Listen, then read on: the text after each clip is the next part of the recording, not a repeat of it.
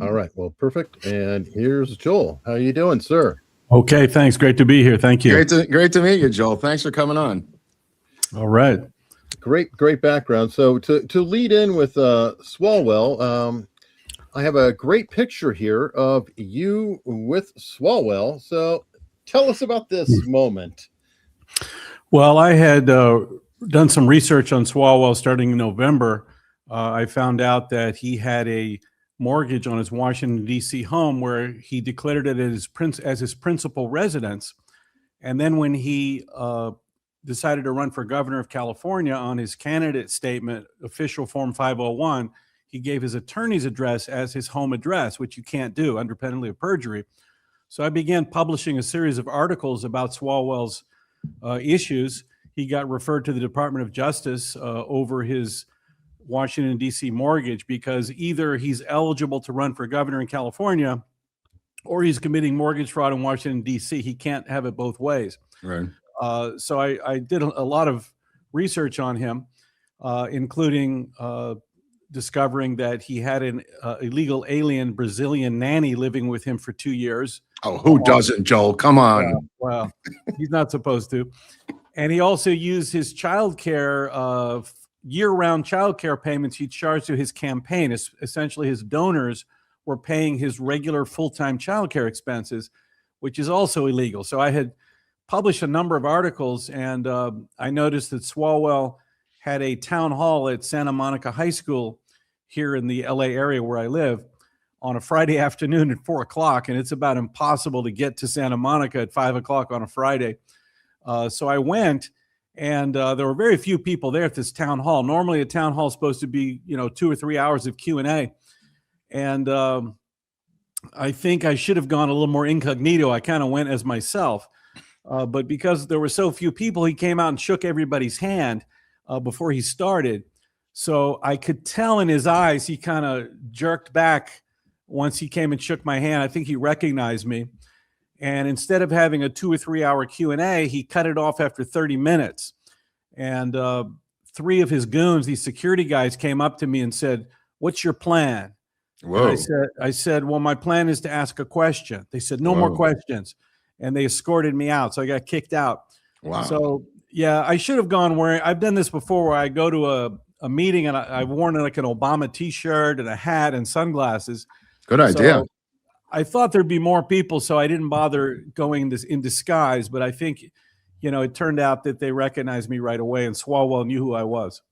Now, did you sue the Secretary of State? I'm trying to understand the step-by-step procedure here. Yeah, here's what happened is once I saw that Swalwell declared his principal residence in Washington, D.C., and that he gave his attorney's address for his home address in California, and I read the California Constitution has a very strict residency rule to run for governor. It says you have to be a resident of the state for 5 full years before an election.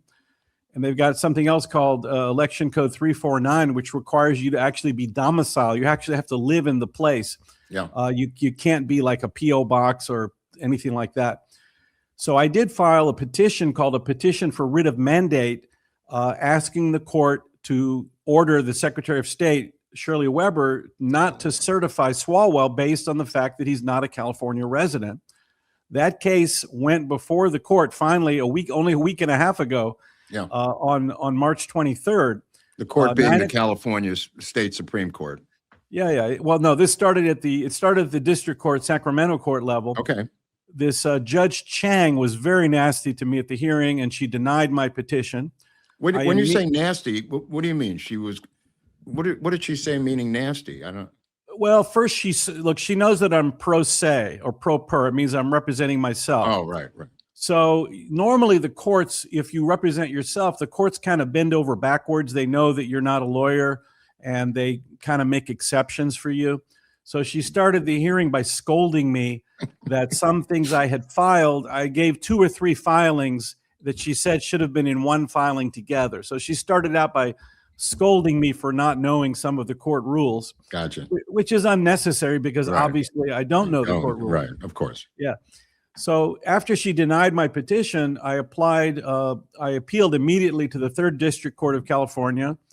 And at 2 p.m. that day, they denied it with no explanation. At 3:30 p.m. on Monday, I actually filed with the California Supreme Court.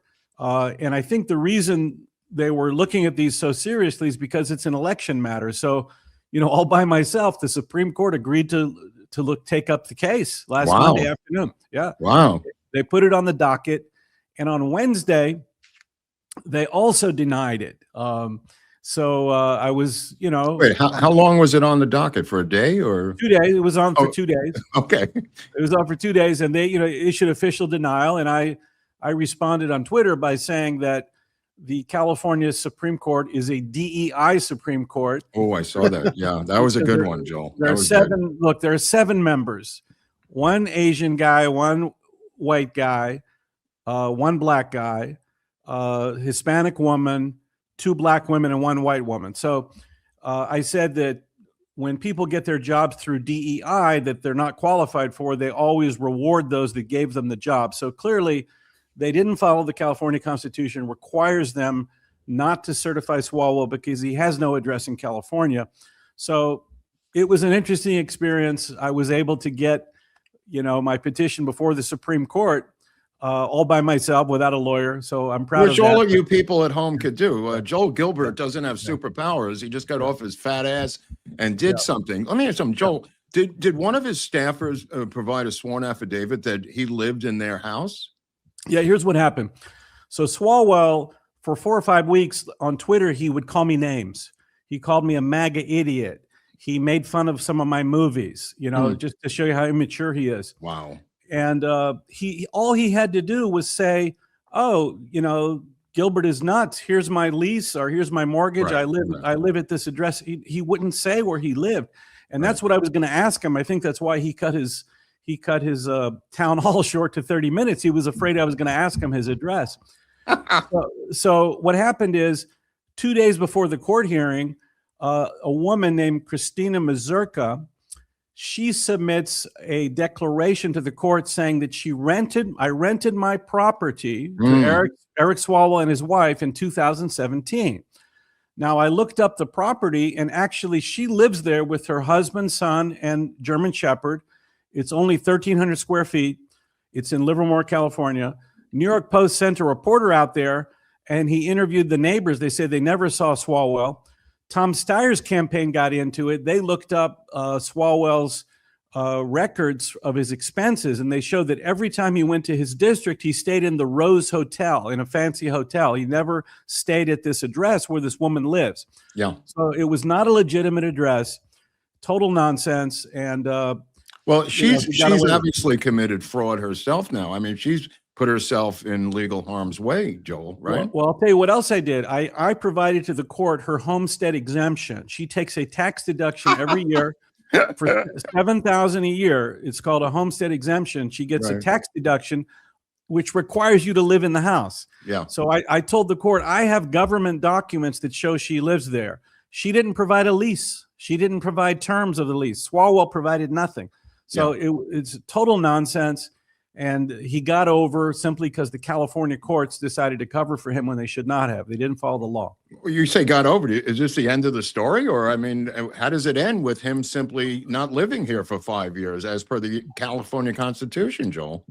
Well, I was told that I could have appealed it to the U.S. Supreme Court, but the U.S. Supreme Court, well, the Supreme Court Justice is Elena Kagan that handles this district. So I thought it would be kind of hopeless. Well, she was castigating Jackson this morning, so maybe not so hopeless, Joel. Well, Swalwell was certified on the 26th by Shirley Weber. He was certified. Yeah. So I'm going to have to leave it up to Tom Steyer or another candidate. Steyer's going to have to do it. Steyer's going to have to do it. They're going to have to do it at this point. But I think I made the point. I think California voters understand that Swalwell declared his primary residence in D.C. He never lived in the state for the past 10 years, and he's not a legitimate candidate. So does the FBI pick it up from here? Does the FBI take the Joel Gilbert mantle and now run with it, proving the other side of your story? Well, I don't think it's an FBI matter. The residency matter is not an FBI matter. Now, I'm talking about the mortgage fraud, though, Joel. Well, the mortgage fraud, he was referred to the DOJ by Bill Pulte. So they have the case. Now, when Swalwell when he put in writing and declared to the court that he lives in California, and this woman said that she rented her house to him, I think that hurt his case on the mortgage fraud in DC, because he can't say he lives primarily in both places. So Right. I could have forced him to get in bigger trouble by forcing him to declare California as a residence, even though he doesn't have one. Wow. Wow. Now, this has nothing to do with him and Fang Fang, does it? No, but he's got two other big problems, because as I investigated this stuff, I found and I presented evidence and I made a complaint to Department of Homeland Security, DHS, and ICE that he employed and harbored an illegal alien Brazilian nanny for 2 years. Also, secondly, that he charged his child care payments year-round to his campaign. And that was an FEC complaint I made, Federal Election Commission. They actually called me and said, we got your complaint. Right on. And we're investigating him. And I said, well, how does it work? They said, well, you probably won't hear from us again until we actually come up with our finding. I said, great. So he is under investigation because of the fact that he illegally charged his child care to his campaign. These are two interesting cases for Swalwell, because on the one hand, he actually wrote the Federal Election Commission an inquiry in 2022. He asked them, he said, can I charge my child care year-round to my campaign? And they said, no, it has to be specifically related to a campaign event. So if you say, I went to Pittsburgh on Friday night and I hired a babysitter. Right. You have to document it. Wow. And so they told him he couldn't do it, and he did it anyway. Same thing with the Brazilian nanny. Him and his wife applied for a green card because they knew in 2022 that her visa would run out. She got denied by the Department of Labor. She has to go back to Brazil. Right. And instead, he takes her off the books and keeps her for 2 more years. So when Swalwell, he looks like he wants to do the right thing, and when they tell him he can't do it, he does it anyway. You know, I posted these for our local supporters. These filings by Joel Gilbert, you will see them on Locals for people who follow us over there. You could take a look at them. One of them might be 68 pages, another one's a little shorter, Joel. But all of the filings, I think, will be up there. Yeah, we want the audience to read these. Please, it's a lot of research. It's a lot of research on Joel's part. Yeah. SwalwellIsDisqualified.com. That's the website. You can see all the filings in court and the federal complaints. Right. And where can they find you if they want to follow you on X, or they want to follow you in terms of your documentaries? That the Roseanne Barr one is, I think, the most recent, Joel? Yeah, I got a lot of material out there. I do write for the Gateway Pundit pretty often. Good. Great. Check me there. On Twitter, it's Joel S, initial S, Gilbert, at Joel S. Gilbert. And then all my films, I'm a film producer, is my main gig. Yeah. It's Highway 61 ENT for entertainment, highway61ENT.com. And my latest film, RoseanneIsAmerica.com, all about Roseanne Barr's life history and how she got canceled, was the first big victim of cancel culture back in 2018. She really was, wasn't she? I mean, was there anybody before her, Joel? She was pretty much the biggest one. Look, she was a Trump supporter in real life. Yeah. And she was a Trump supporter on her TV show. So being a comedian, if people may recall, she made a very funny tweet. She tweeted and said, if the Muslim Brotherhood and the Planet of the Apes had a baby, it would equal VJ, meaning Valerie Jarrett. Right. She was trying to make the point that the Planet of the Apes movie was about taking over the world.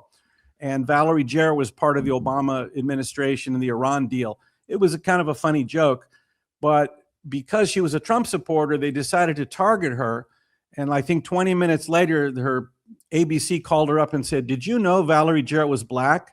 And she said, no, I thought she was Iranian. She was born in Iran. That's right. They said, no, she's 10% black. She goes, what? They said, yeah, we're going to have to get back to you. And then they canceled her show immediately and canceled her out of Hollywood, claiming it was somehow racist, when it was, just a joke. And it was legitimate that most people thought Valerie Jarrett was Iranian. No one knew she was 10% black or whatever it might be.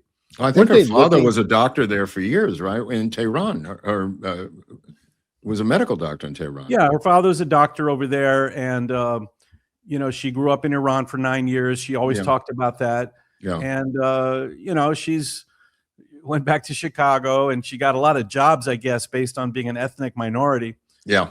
And, Roseanne made a funny joke. In a normal world, I think Roseanne even said, like, I was making a joke about the Planet of the Apes movie had to do with the fact that they take over the world and they take people prisoner and they whip people.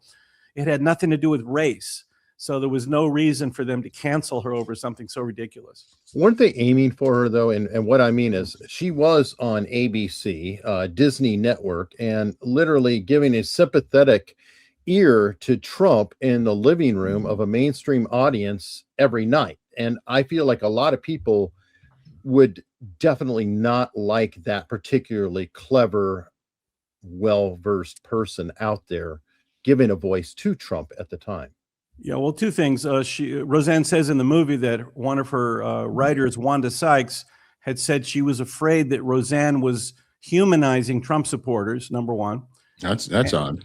Yeah, and in the media at the time, in 2018, the big media and Democrat Party narrative was that all Trump supporters are racist. That's what they were trying to prove. If you like Trump, you must be racist. So that's what they were looking for. Anybody that did anything that they could say had anything to do with race. So her tweet was just a joke. She's a comedian, had nothing to do with race. And the worst thing they could have said is, she deleted the tweet right away and said, I'm sorry if I offended anybody, but who knew that Valerie Jarrett was 10% black, or that somehow they said, oh, the Planet of the Apes movie reference had to be racist? Obviously it was not. Joel, just for a couple minutes, talk about Frank Marshall out of Hawaii. And I haven't seen that film that you made about Frank Marshall. Tell the audience why you believe he was Obama's biological father. Okay, so Frank Marshall Davis was a card-carrying member of the Communist Party USA out of Chicago, where the Communist Party was founded. Frank Marshall Davis joined the Communist Party in the 1930s. He was ordered to go to Hawaii by Comintern, by Communist International, to try to start a dock worker strike in Hawaii with the idea of kicking the U.S. naval fleet out of Hawaii to help Soviet expansion in Southeast Asia. This is before the statehood of Hawaii in 1948.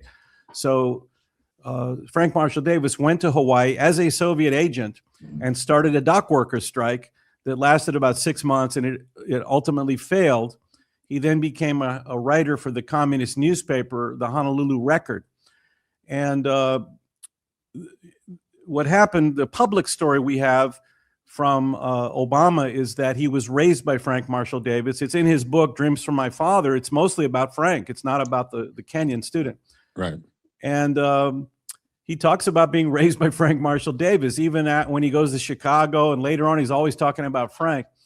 And what I did is I remember reading that book in 2012 and saying, well, who's this Frank guy that he keeps talking about?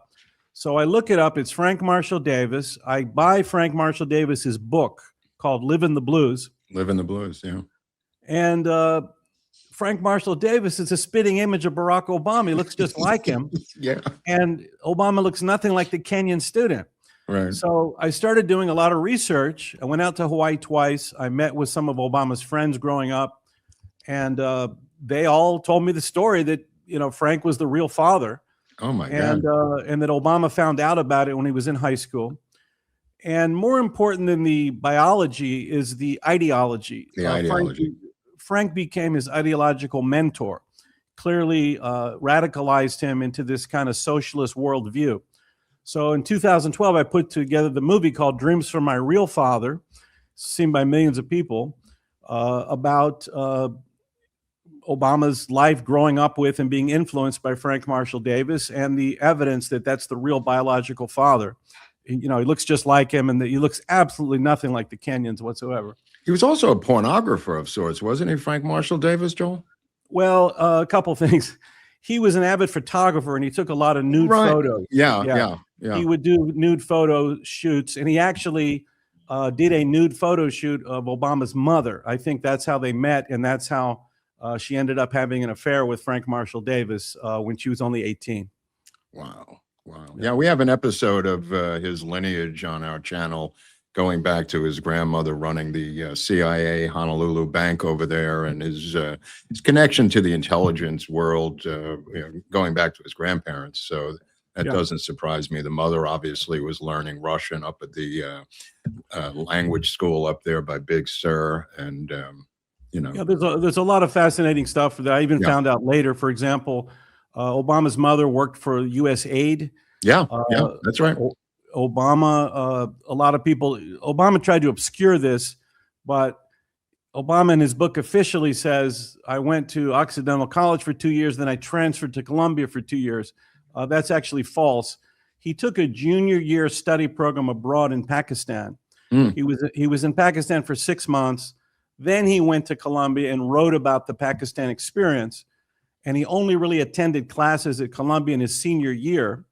It was on a Ford Foundation scholarship, which he got illegally because they have very strong nepotism laws. He got the scholarship because he used the name Obama, and his mother's last name was Sotoro. So he had a Ford Foundation scholarship to Columbia. And he worked for this thing called BIC International when he graduated from Columbia. Business International Corporation, Joel. Yeah. And that was kind of a CIA front. And the reason he did that was because they forgive your Ford Foundation loan if you work for them for 1 year. So there's a lot of history there with Obama's connections to the intelligence community, including his Ford Foundation scholarship, which he doesn't want people to know about. And don't forget Brennan, you know, in operating in Malaysia and the Philippines. With his mother, who was some sort of anthropologist back in the day.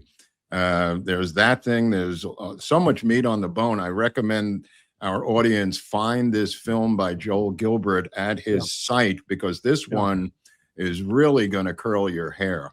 Oh, yeah. Joel, what project are you working on next? Well, when I do investigative projects, I really don't talk about them until it hits the, until it's released. Policy. Good policy. Yeah. And what about your band, Joel? You playing music at all? What's going on? Yeah, I've had for many years. I've had a Bob Dylan tribute band. It's kind of a look-alike, sound-alike. I'm the Bob character in the band. Yeah. Okay. And we perform hundreds of shows around Los Angeles. We've toured in Canada, England, and Ireland, and in New York and other places. I've had Bob Dylan's original band members in the band, right on, including Scarlett Rivera, Rob Stoner, Winston Watson, John Jackson. So it's incredible to have these musicians in the band. I tell the audience, I say Bob Dylan's band has the original Bob Dylan, but I've got the original band. Right. So it's been a lot of fun. I've recorded a few albums. I use the band to record the music soundtracks on my films, which kind of sound like Bob Dylan albums. Oh, I thought it was Bob on your film. Now I know it's the band. Okay. It's the band. And I actually produced 4 documentary feature films about different stages of Dylan's career as well. The Christian one is really fascinating, Joel, that Christian period. Yeah. Bob Dylan's Jesus years I produced. I interviewed his pastor and interviewed some of his band members, and really fascinating insight. This is at the Vineyard, Joel? Yeah, the Vineyard Fellowship Christian Church in the late 70s. They had the Jesus People. The whole evangelical Christian movement was very strong in the late 70s here in Los Angeles, and Dylan got involved in it through one of his background singers. And, it kind of saved him at the time when I think he was doing some drugs, and it kind of got him off the drugs, and it opened up a whole new area of material in the Bible to write music about. And he produced 3 incredible Christian albums that I think still stand up to this day, including winning a Grammy for Slow Train Comin', Gotta Serve Somebody. So it was as significant as when he went from acoustic, music and turned electric in '66, going from a rock and roller to a evangelical Christian was a pretty significant change. Well, he was preaching from the stage at times, right, Joel? Well, during the Christian music era, when he was on tour, he would go into these big, he'd go into these long-winded speeches about being saved and what he went through. So it's a great movie. It's called Bob Dylan's Jesus Years. I highly recommend the Bob Dylan Jesus Years, ladies and gentlemen. Joel Gilbert, we got to have you back, Joel, please. We have so much overlapping interests here. I didn't know a lot of this stuff before I started digging into your material on Swalwell, but we got to have you back, and please come back and see us. Okay, anytime. Happy to talk about anything you'd like. Thanks, Joel. Thank you. Sir.